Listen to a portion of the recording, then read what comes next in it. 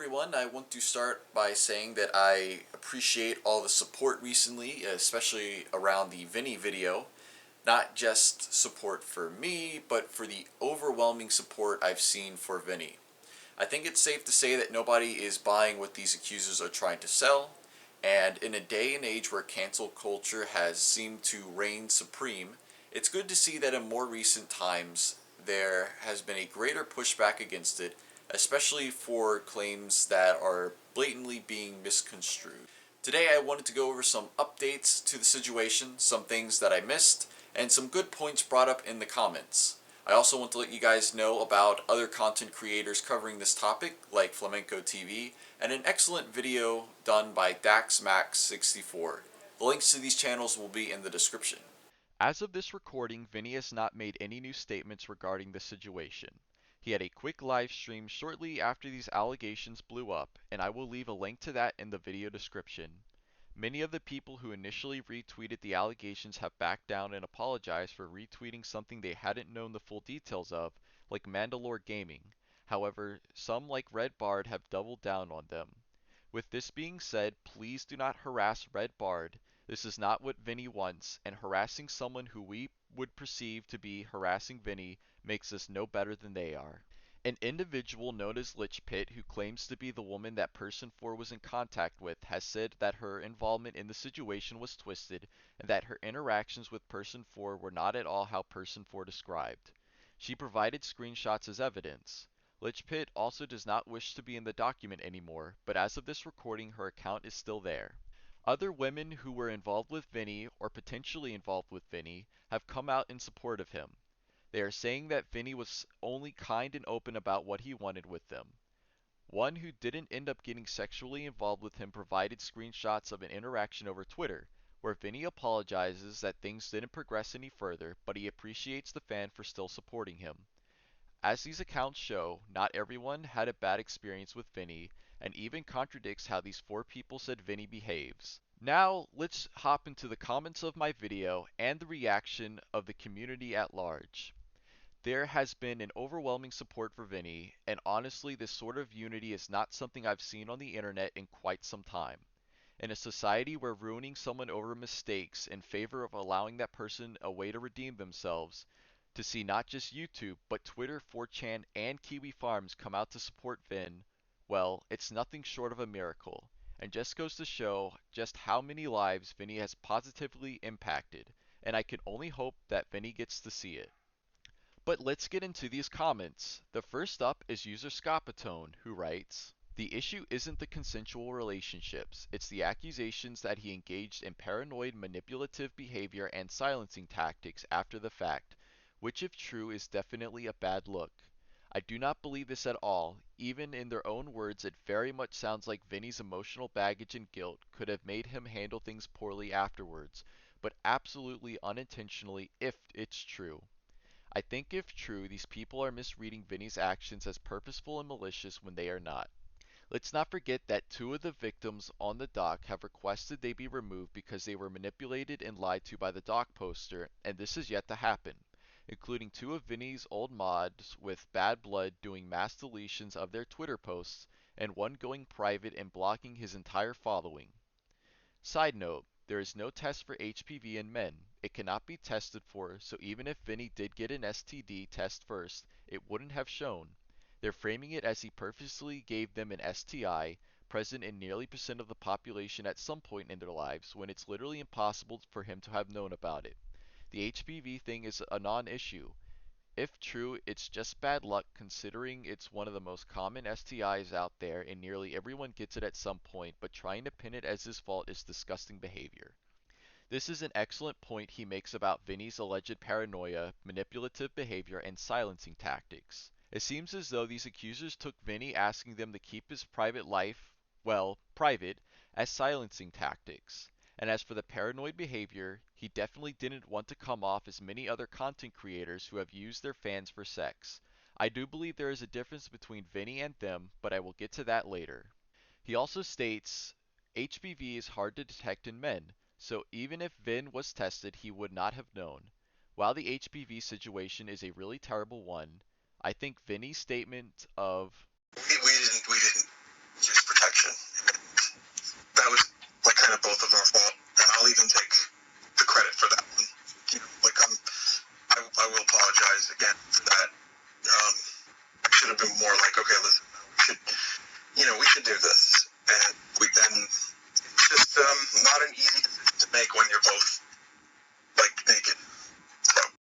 is the absolute correct way to handle that situation. User Habbird brings up a valid point as well. They write, this video is bad for several reasons, but the main one is it is scummy as fuck to solicit sex from your fans when you are quote unquote big in any way.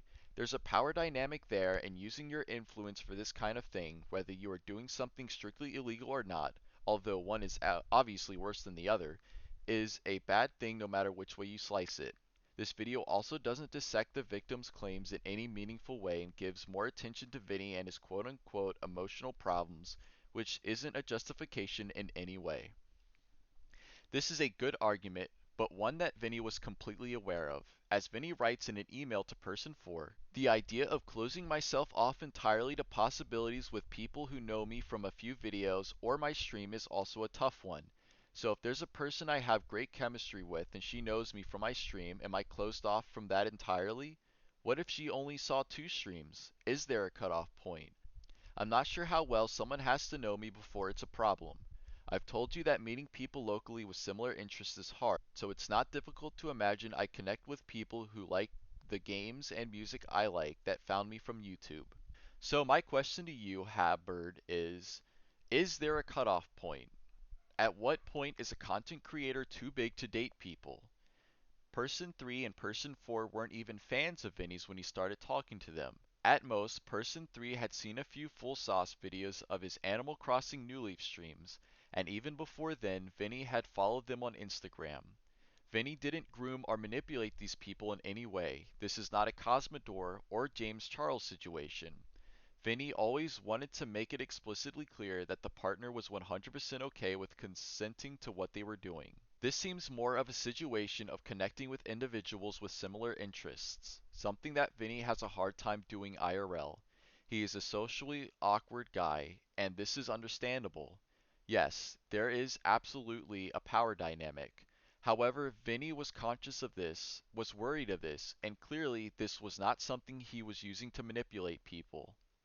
Getting your YouTuber friends to try and coerce someone into liking you, like with Cosmodor, is abusing your power. That is an abuse of a power dynamic.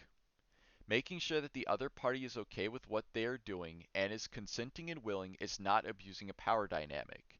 Even if Vinny found people locally, it would not change the fact that he is still a huge internet personality. Would this be okay, or would it still be not okay since Vinny still has a huge following online?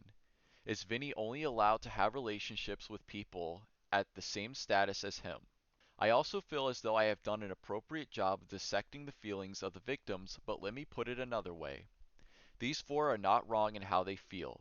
Their feelings towards Vinny, towards this situation, are completely valid.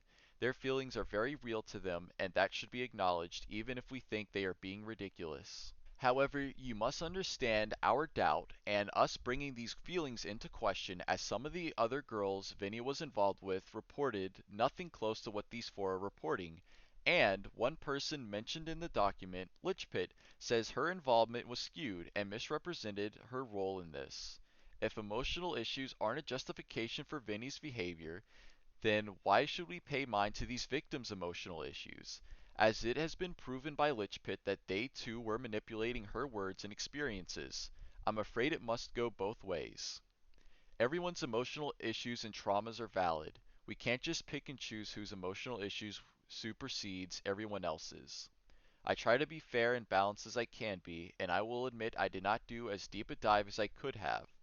The main point of my other video was to say that having consensual, casual sexual relationships or encounters with other adults where all the terms are crystal clear and everyone is okay with everything is nothing to feel bad about or to be embarrassed by. User PurpleGill10 says, I really feel like this video is going against Vinny's wishes. During his statement he released on Twitch, he said he doesn't want people to go after them, and that last line feels dangerously close to inciting that. I feel like what we really need to do is let Vinny deal with this in a legal matter and support him directly rather than taking any kind of mob justice into this. Yes, my final statement in that video was a little emotionally charged. I do not condone harassment of any individuals implicated in these allegations, nor the people who spread them initially, or of anyone who may have a differing opinion in these comments. The final line was more of a joke than anything. Not my finest joke, or maybe even a good one, but I did not mean any harm by it. Even if the identities of the four accusers are found, please, please do not harass them. While Vinny is asking people to not harass these people, it will look bad on him if we attack them. Mob justice is not okay. It is just another form of cancel culture. And the final shout out goes to all the people who commented hashtag IStandWithVinny. More than anything, Vinny needs to know that people still support and love him. I hope Funny Italian Man comes back to streaming. It will seriously be a massive loss to everyone if he gives up streaming and doesn't come back. He is handling this in his own way, and I hope he is able to protect himself. Anyway, that brings us to the end of this video. I appreciate you guys taking the time to check this out. If you like this content, I unfortunately don't typically do content like this, but I do have a whole bunch of other videos if you like to check them out. It's a lot of vlog type stuff, but I mainly focus on doing 3D content, so if you have Anaglyph 3D glasses, or a 3D display like a 3D TV, or a 3D gaming monitor, or even a VR headset, go ahead and check out the rest of my videos. They're pretty neat. And I guess that's it. Thank you guys for checking this video out, and you have a fantastic day.